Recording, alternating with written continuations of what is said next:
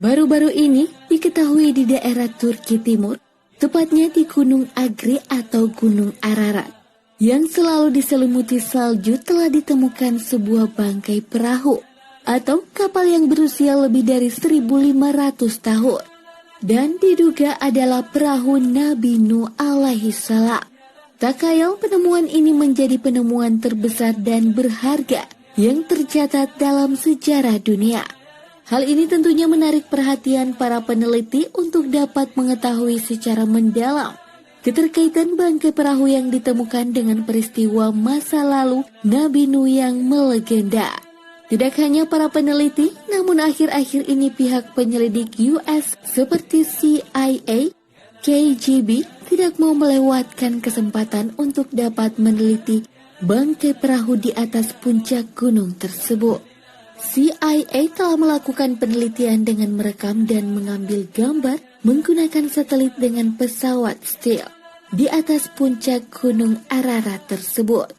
Banyak orang mencoba untuk mendaki puncak gunung tersebut, namun tidak banyak yang berhasil mencapainya.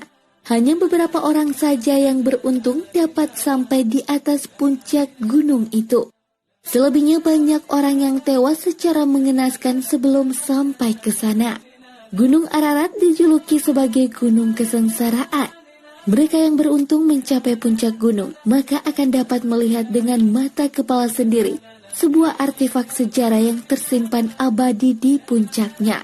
Kemudian apakah artefak yang maha berharga itu adalah benar-benar bangkai perahu Nabi Nuh yang telah terkubur selama 1.500 tahun.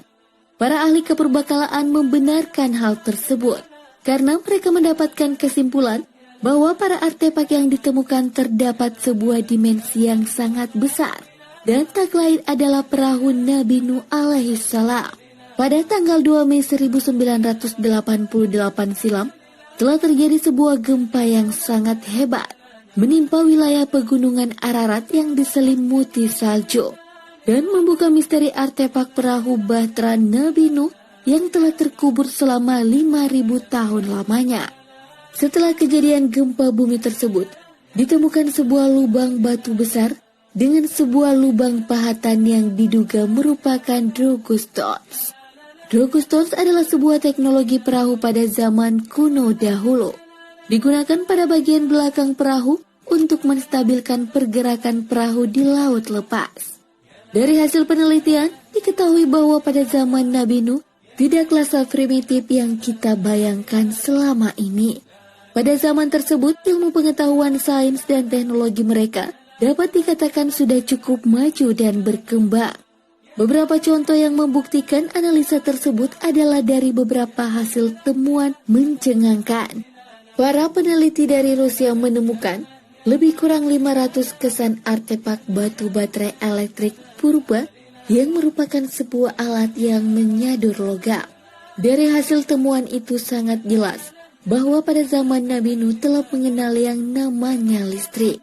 Para ahli sejarah memperkirakan Nabi Nuh menciptakan perahunya yaitu pada tahun 2465 sebelum Masehi.